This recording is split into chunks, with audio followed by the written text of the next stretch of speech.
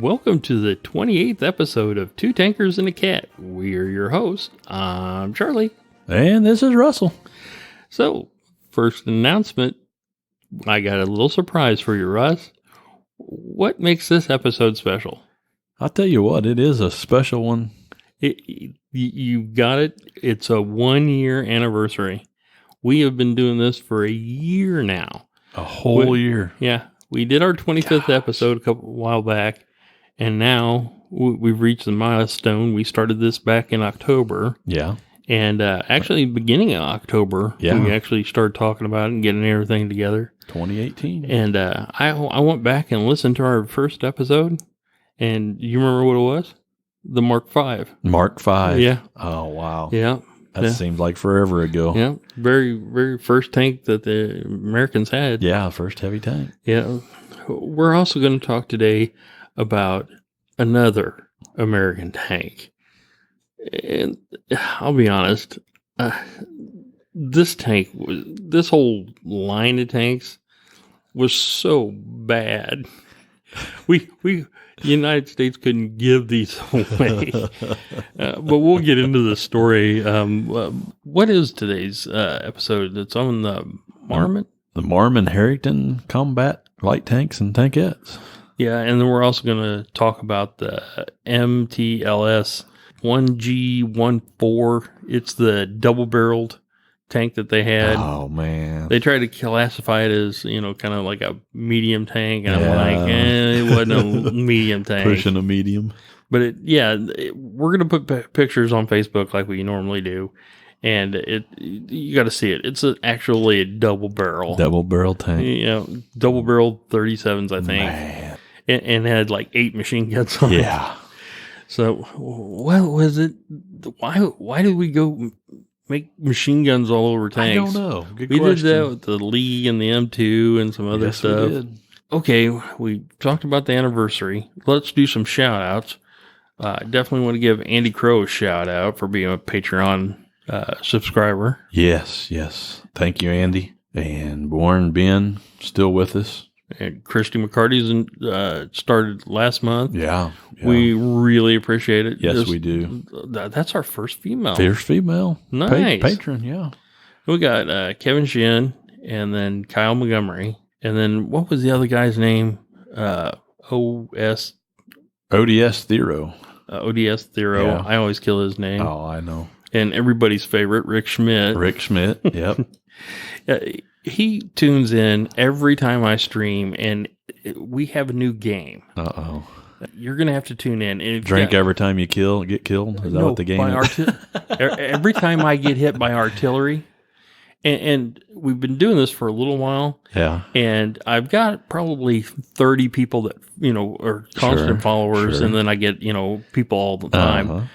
Actually, I got up to 9,000 views on one of my videos for streaming.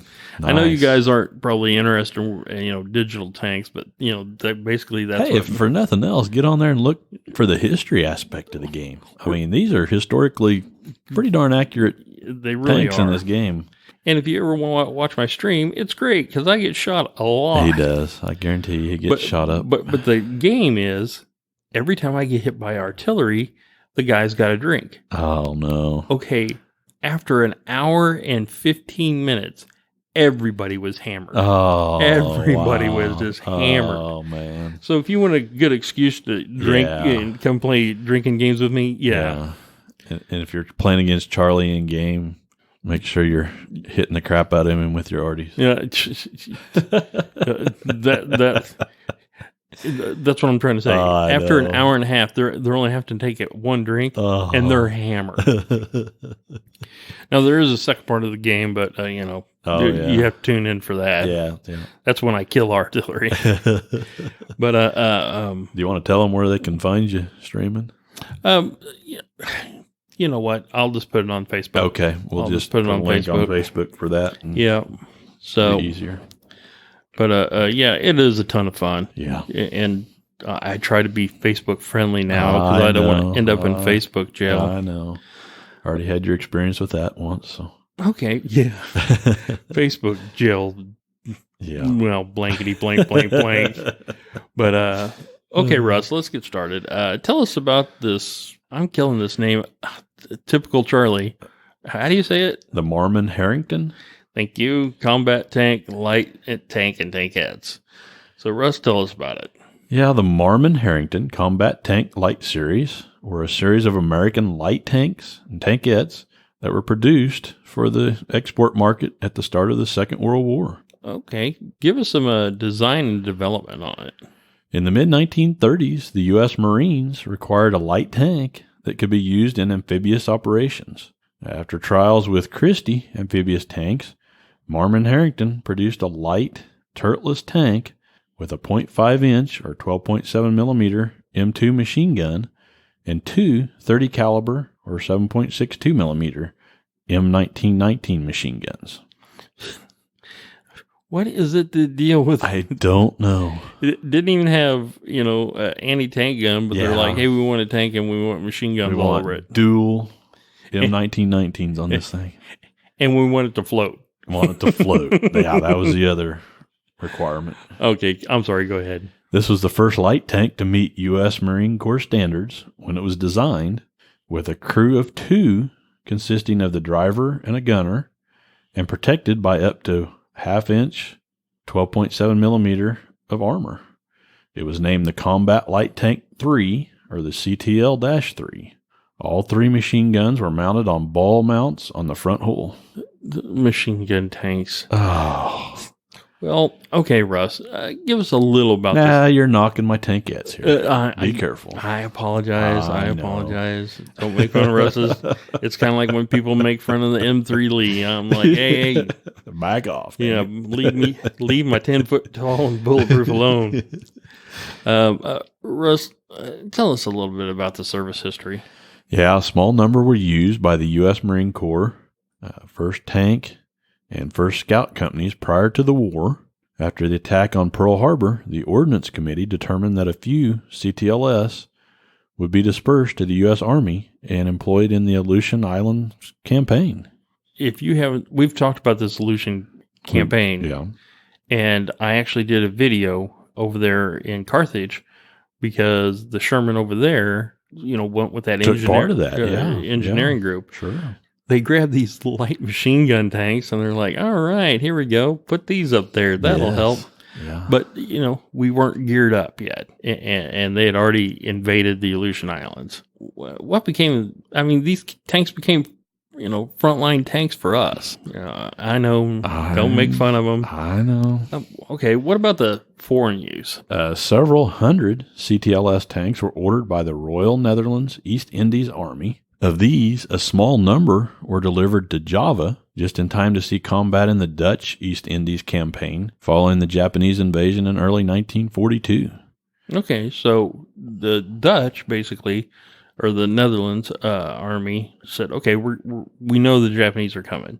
So they sent them there and they had to fight there. Wow. 149 from this order were diverted to Australia where they were used for training. 600 CTLS were delivered to China under a Lendlease program after Pearl Harbor. Basically, the Australians were just using this how to drive a tank, how to fix the tracks, get them familiarized. Sure.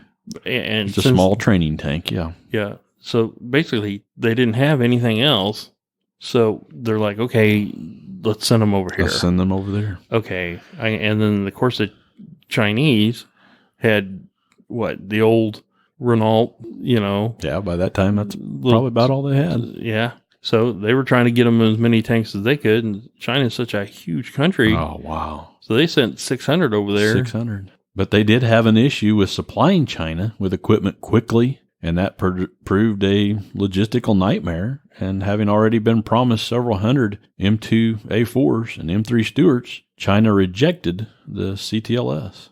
This left the U.S. Army with 240 tanks it had paid for, but China didn't even want the hassle of being supplied with. So these 240 were transferred to emergency hotspots. Okay. Okay. I hate to laugh at that, but Okay, so we're delivering these tanks for, the Army paid for them. Yeah. It's the Lendlease, and we need to talk about the Lendlease. We really do. Let's try to do that. Yeah, that needs to be our next one. Yeah. Well, we're going to try to talk about it a little bit tonight, I think. Okay, all right. So the Chinese got them, and they said, wait, we want the Shermans, and we want the Stuarts. You can keep the rest of these. Yeah. We don't want them. All right, well, let's talk about this MTLS-1G14. We were talking about World of Tanks again, being historical. I actually have this tank in my garage. This particular tank? Yeah, little two-shot thing. He goes, I must admit, I don't think I have mine. you know what? Am I missing anything? You're really not.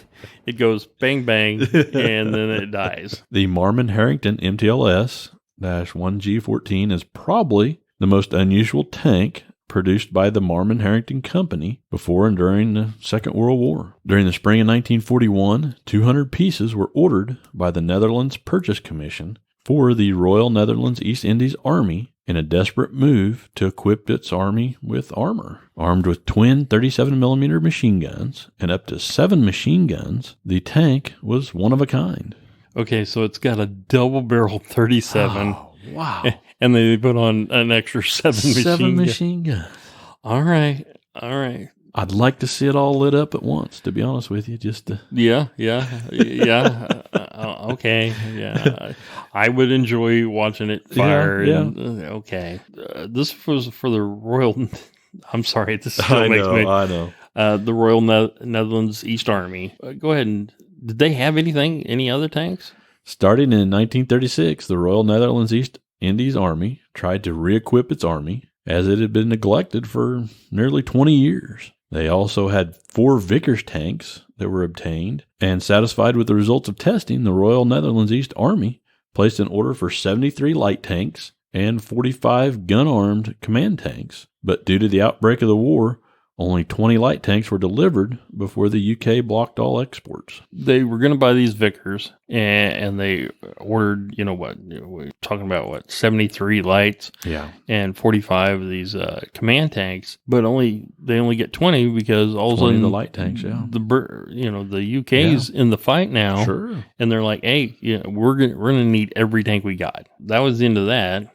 So tell us how we progressed in that. Yeah, the Royal Netherlands East Indies Army turned to the United States and bought a total of 628 Marmon Harrington tanks instead. 200 of these were the MTLS-1G14 model. It was agreed that the complete order should be delivered before July 1st of 1942. Due to the company having no experience handling an order this big, they suffered from huge production delays, and only a small number of the MTLS-1G14s made it to the East Indies before Java was occupied by the Japanese, and all transports were canceled. The Brits, or the UK, says, sorry, we're going to need these tanks. We're going to need everything we've got. No more exports, No more exports. So they turn to the U.S. and they're like, okay, we're going to need a bunch of these. So they order this big, 628 of these tanks. Yeah. And then they're like, we're having trouble tooling up. Machines are breaking down, hiring more people, putting on 3 shifts. Sure. Doing all this, and then they get the call, Java got occupied. Yeah. No, we don't need them now. Too little, too late. Sorry. The production order was taken over by the U.S. Army, and production of the 200 MTLS would be stopped by the U.S. after 125 pieces were built because of the Chinese refusing 240 CTLS. So they bought basically 600 for the Chinese. So they get stuck. The Chinese are like, you know what? No. Yeah. No, just stop. Yeah. We want our M4s. We want our Stuarts. And they're like, wait a minute. We got 240 of these, and we still have 125 of these left over. I know. Well, I wonder if the company got the money up front. Exactly. Yeah. Makes you wonder. Well, they're making them, so I'm sure they got paid. It was too late for Java. The MTLS tank was an enlarged version of the Combat Tank Light series, or the CTL, and which was designed by Marmon Harrington in the mid-1930s. Although the vertical volute spring suspension was reinforced compared to the CTL tanks, it was not really fit to support a weight of 22 U.S. tons, or 20,000 kilograms. The armor thickness varied between 1.5 inches or 38 millimeters at the front and a 1/2 inch or 13 millimeters on top. The tracks were 18 inches wide or 46 centimeters wide, and the Hercules gasoline engine produced 240 horsepower and resulted in a maximum speed of about 25 miles per hour or 40 kilometers per hour. The company is having troubles with production. They're making these light tanks, and they're like, no. You're going to have to up armor them and everything. And they're like, okay, we're going to up armor. But they're still using, basically, they're trying to make a medium tank. Sure. But it's still a light tank, in my opinion. It is, yeah. And the kicker of the whole thing is, here they are, having production problems. They're stumbling over this. And then they're like, we ain't got time to redesign. No. Everybody's screaming for these tanks. Late, yeah. So they just threw on a bunch of armor, and it was made for what, 10 tons, and now it's 22 tons. More than 22 tons, yeah. On a little Hercules 240 horsepower. Man. They're lucky to get 25 miles an hour out of it. Poor 25 miles an hour with 7 machine guns. Anyway. The twin-mounted 37 millimeter L.44 guns were designed by the American Armament Corporation. Both could be loaded with a clip of 5 shells. When firing fully automatically, they could fire 1/8 of a second after one another. A 30 caliber machine gun was mounted coaxially. They got 5 rounds, 5-round clips for each 37. So basically 10 rounds. 10 rounds. So this thing's going bomb, bomb, bomb, bomb, bomb, bomb, bomb, and then they have to reload it. And they reload each clip, yeah. But they got their machine guns up there. In theory, I'm thinking that the engineer said, we got to put an anti-tank gun on it when it's got to have tons of machine guns. But then they said, no, you got to have armor on it now. Another 30 caliber machine gun was ball mounted in the right front side wall of the turret, which faced forwards. 2 machine guns could be mounted on the back of the turret and serve as anti-aircraft guns. 2 more machine guns were mounted fixed in the hull, although most of the times only 1 was installed, while a 7th was located in a ball mount. They just had them everywhere, all the way around that thing. I just keep thinking, you remember the old John Wayne movie, the Iron Wagon or the Iron Fortress? What was that called? Oh, wow. I think I know what you're talking about, but I'm not. It was John Wayne, and they were going to rob a gold shipment, and they had a stagecoach that was armor plated, and they had a bunch of guys, and there were 30-30s, the old Winchesters sticking out all over the place. And they had a Gatling gun on top. Oh, no. And I'm like, I wonder if this company had anything to do with that. What was the name of that movie? Oh, man. If you know what movie we're talking about, please message Give us on a holler, on Facebook. Yes. I haven't seen that movie since my father passed. That was years and years ago. The good old days. Yeah. So, Russ, what was the problem with the tank? It's got 2 anti-tank guns on it. It's got a clip, 10 rounds, has all these machine guns. So what is the problem? The MTLS had some severe design flaws, as the vehicle was essentially an enlarged version of a vehicle weighing less than 10 U.S. tons, now coming in at 22 U.S. tons. The increased weight had a severe impact on the suspension and overall structure of the vehicle, making it very unreliable. Furthermore, the increase of the number of crewmen from 2 to 4 was not well taken into account, and as a result, the complete crew had to enter through the top hatch on the top of the turret, which would be rather inconvenient in a combat situation. So you got 4 guys in a metal box. I cannot even imagine. And there's only the hatch on the top. Hey, the tank's on fire. Yeah. Or like, oh, bugger, the tank's up. Getting 4 guys out. Okay, that's bad. That's a bad design flaw. It is. Even getting in it. Could you imagine me and you and 2 other guys sliding in there? I tell you what, we couldn't have been tankers. Not in those days. Not in those days. But we love talking about them. Yes, we do. Okay, Russ. So we talked about the U.S. Army basically setting on 365 of these tanks and being sent off to emergency hotspots.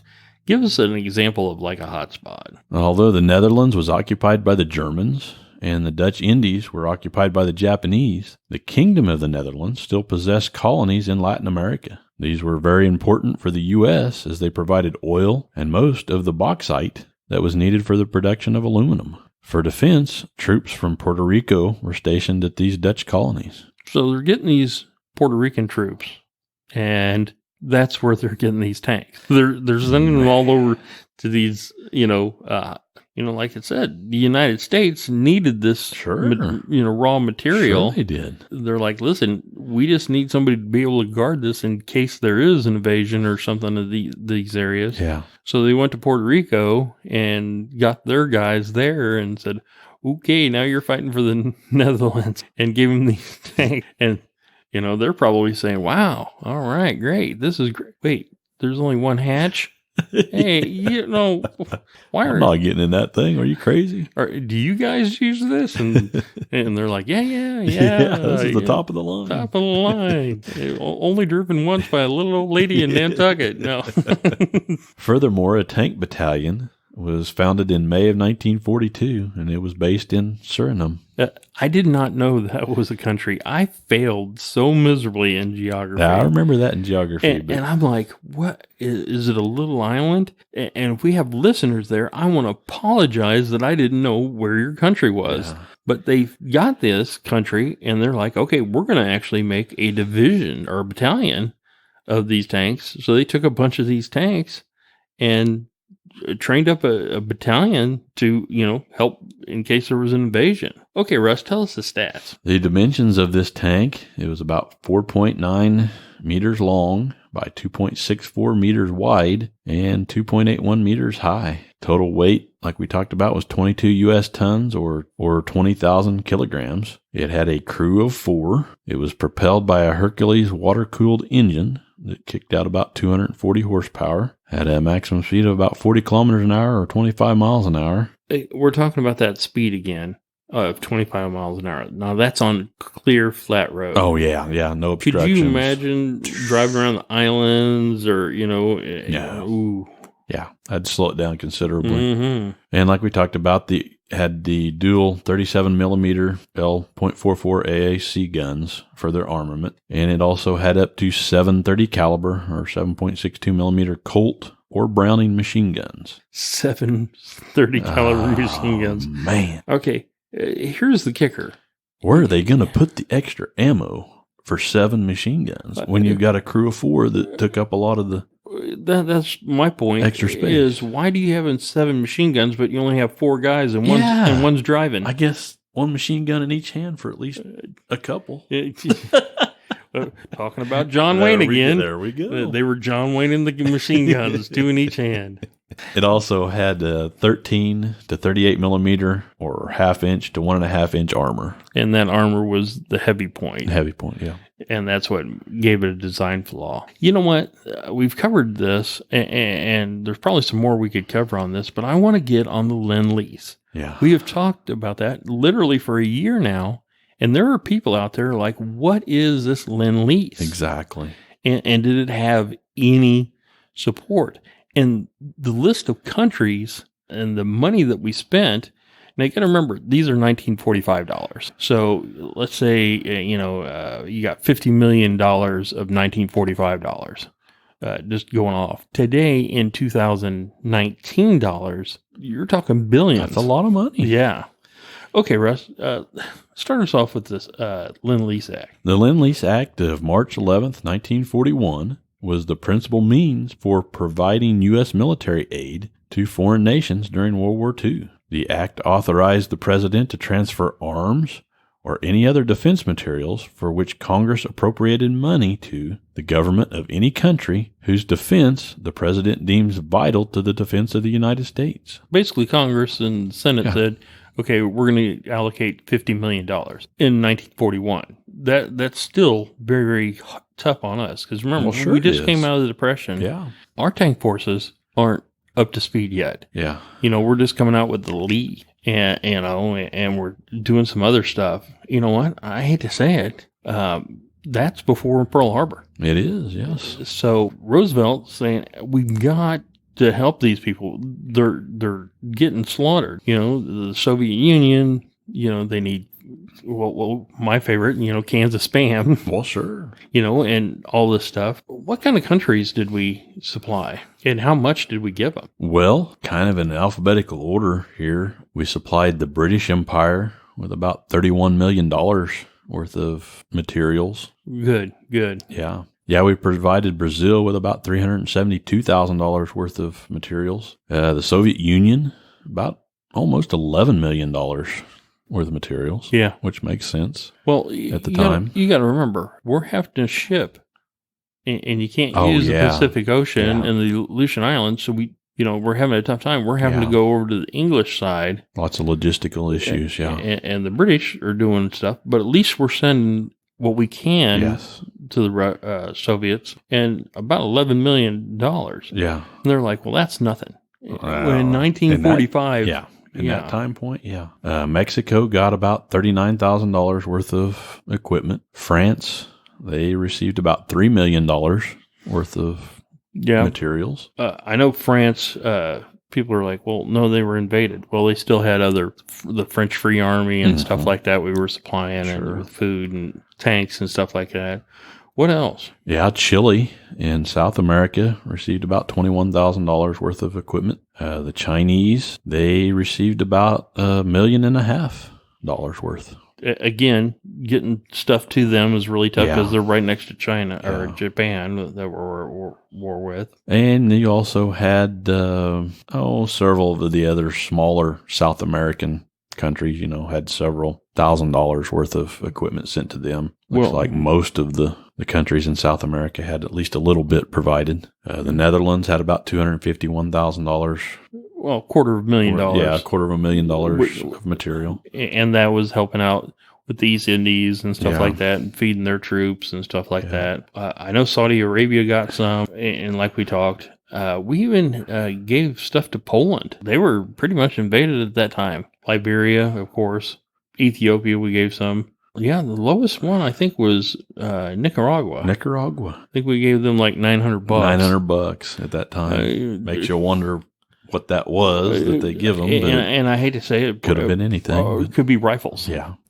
People are like, well, $900 isn't going to buy a bunch of rifles. Well, you're wrong. In that time period, it would. Yeah. It really would. But there's several smaller countries that we left out. Just, $1,000 here, $1,000 there that we provided equipment in some way to at that time period. And I know we even gave some aid to Costa Rica. My daughter, of course, spent a year down there living, and that's awesome. On the whole, the following conclusion can be drawn, that without these Western shipments under the Lendlease Program, the Soviet Union not only would have not been able to win the Great Patriotic War, it would not have been able to even oppose the German invaders, since it could not itself produce sufficient quantities of arms and military equipment or adequate supplies of fuel and ammunition.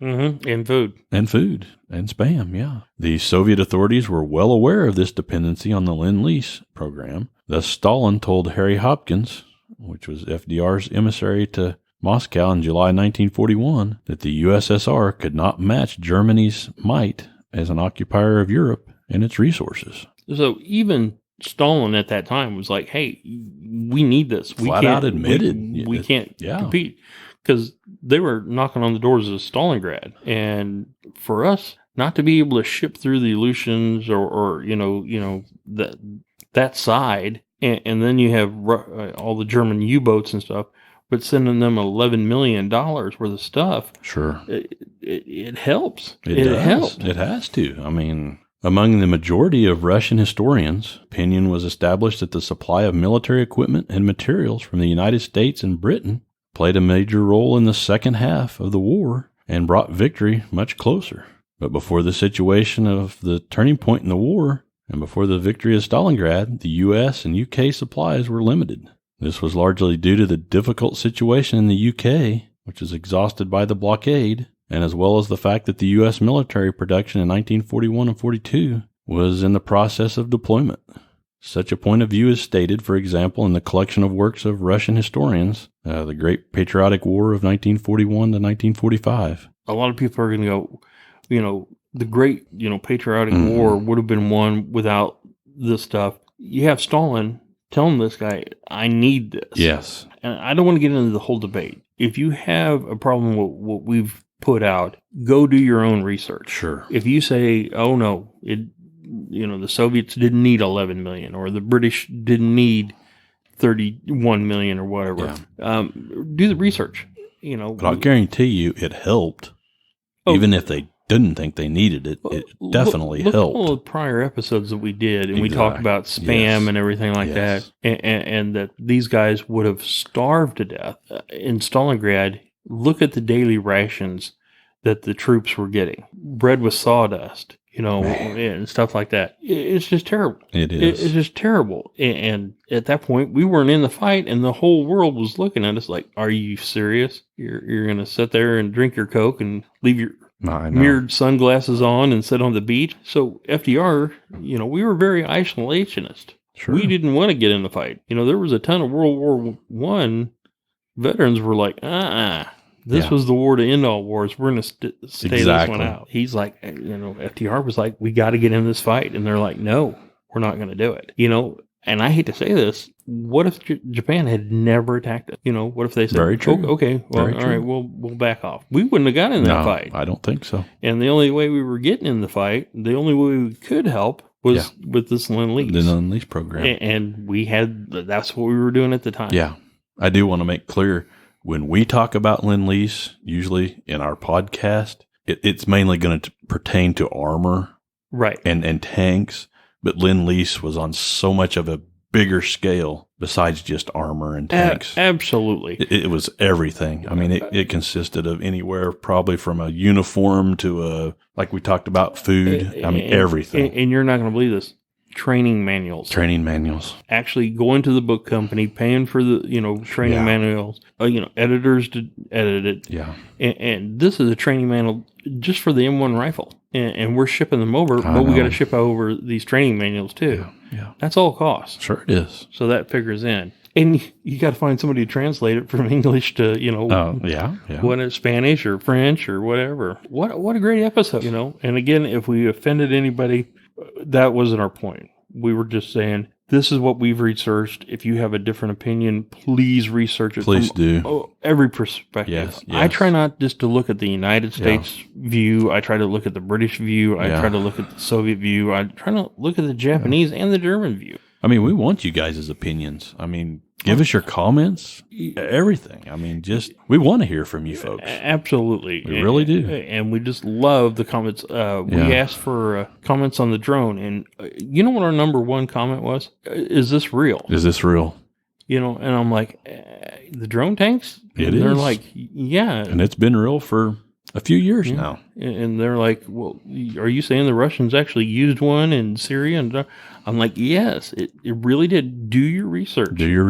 If you don't, out there. If you don't believe us, we had, seriously, on our Facebook, I answered at least 30 people saying, the video that you posted, the Black Knight and stuff like that, is this real or is this computer generated?